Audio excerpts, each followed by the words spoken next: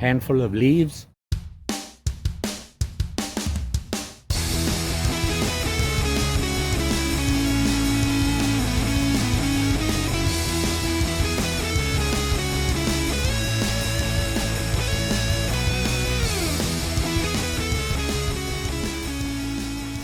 Hey campers, George here, back in the man cave, looking at the 10 cc's of survivability again. This time I'm looking at number 3 on the list, which is cover. When you consider cover as a survival item in a 72-hour emergency situation, you have a lot of options. What you carry for cover, most of us, when we're out there, have something. We're carrying that with us. That's why we're out in the woods. We're out wandering around and something's happened and now we're stuck. Bad weather is a big thing. In Minnesota, in winter, you don't want to get caught out there when a mix of coming in of rain, ice, snow, it can get pretty nasty.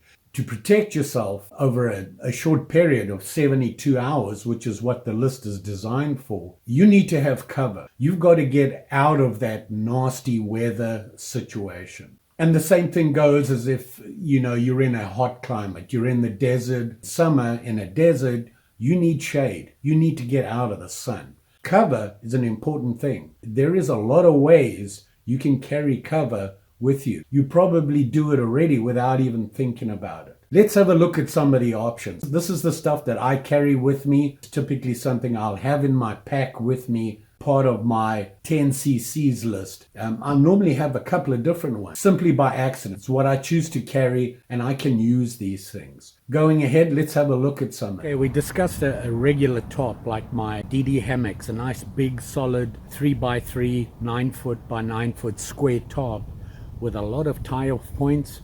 You can do a lot with something like that. The only issue with it is it's fairly bulky. One of my tarps that I've had for probably the longest time ever, I think it was the first one I ever bought, was this bare butt tarp. This is a fairly small, compact, extremely lightweight tarp. It is a diamond-shaped tarp, so it limits what you can do with it. It's really designed for hammock camping. So you string your hammock and you put this over and it keeps you covered. I've been in some really bad weather with it in a hammock where the wind was blowing and it was raining pretty bad, and I did not get wet at all. Simply lowered it closer to the ground, dropped my hammock closer to the ground and slept underneath it. Swinging in the wind, no problem at all. But I wanted to show you some quick, easy ways to set up a tarp that'll keep you dry or out of bad weather. Let's say it's raining, snowing, and the wind's blowing, and you want to keep out of the weather. And the problem is right now, you only got one tree. Now, if you had two, you'd just string a ridge line across and put the tarp down the way it should be in a regular diamond shape like this. Let me show you another way. And the problem with the diamond shape, it'll keep you dry, but it's not going to keep you that warm, and you're going to have a lot of wind. And you're on the ground, you're going to get cold. Here's a quick tip.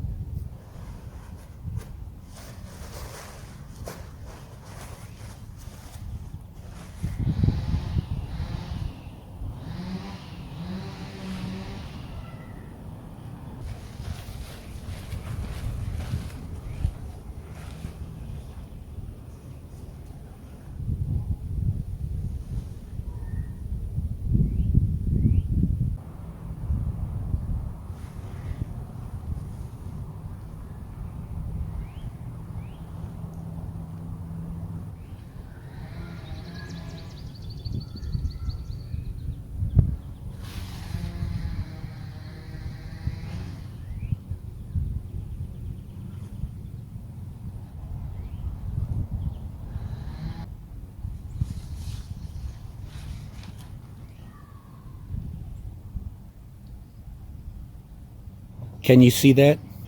That will keep you nice and warm out of the weather with plenty of room. You can see there's plenty of room inside. I set it up so that right now the wind is blowing into my face right now, so you can see the way I have it set up. The wind is going to blow up and over it and away.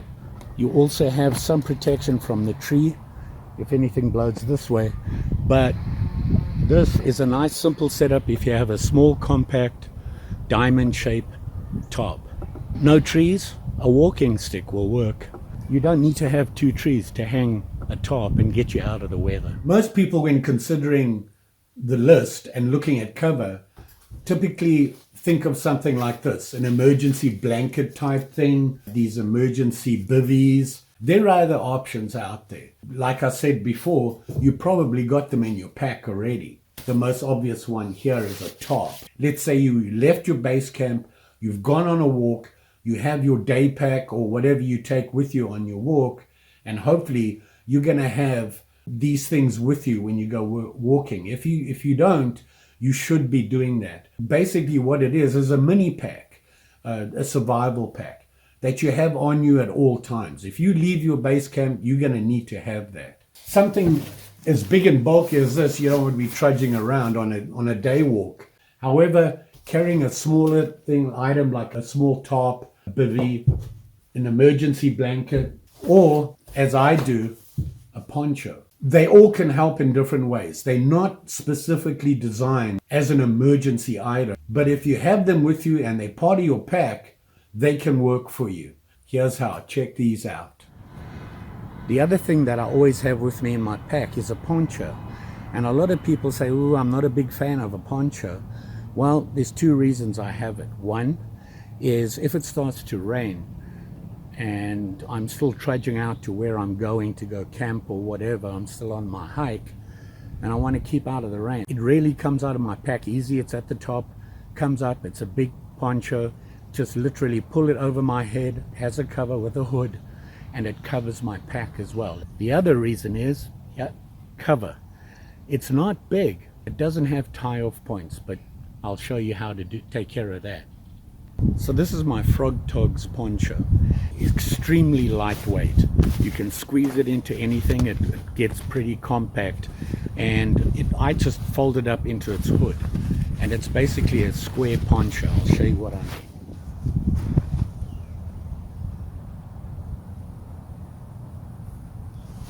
That's it, just a square poncho.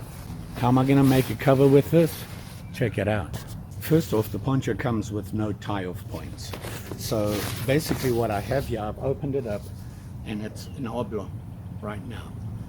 I need a tie-off point in order to tie it off to the tree. And the way to do that is get your corner that you want to tie off.